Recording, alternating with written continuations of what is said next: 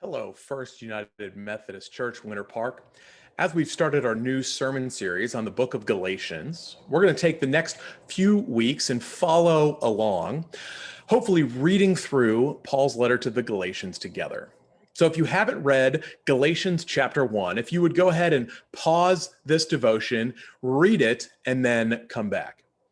Now, Galatians chapter 1 has two main parts. The first part is Paul's introduction to the church in his letter. And the second is kind of a personal biography of his calling, of how he met Jesus. And then it kind of sets the background for his arguments later in the letter. Now, the first part of it, in Paul's introduction, we need to note a couple of things.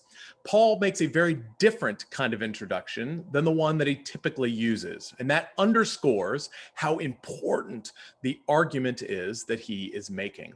Often, Paul would introduce a letter to the church in wherever he is writing, grace and peace to you.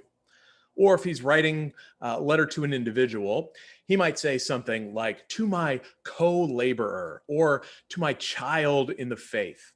Typically, there is a very humble, affirming, grace-filled introduction. Paul skips all of that and cuts right to the chase. What Paul is doing here is a strategy you might yourself have used as a parent, or remember your parents using on you when you were a child, and going something like, I'm not mad, I'm just disappointed. But in fact, Paul is actually clear that he is both mad and disappointed, that there is something that the church in Galatia is doing that is contrary to the gospel. And in fact, it threatens to sink the entire ship.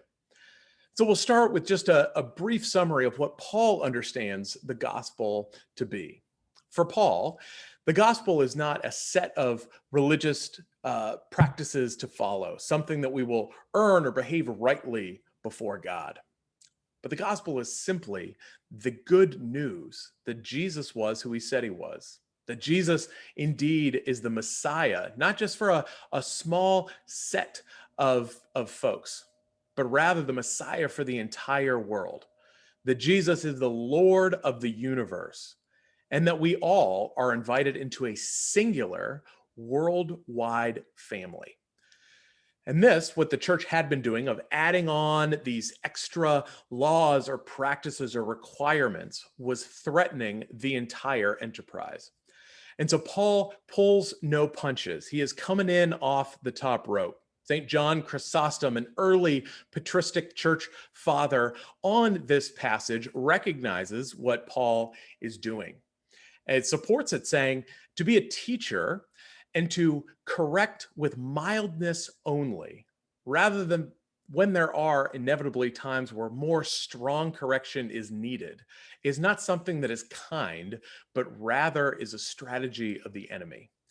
Paul is being quite clear that to miss it a little bit threatens, to miss the gospel a little bit threatens the entire walk or practice of following Jesus in our lives.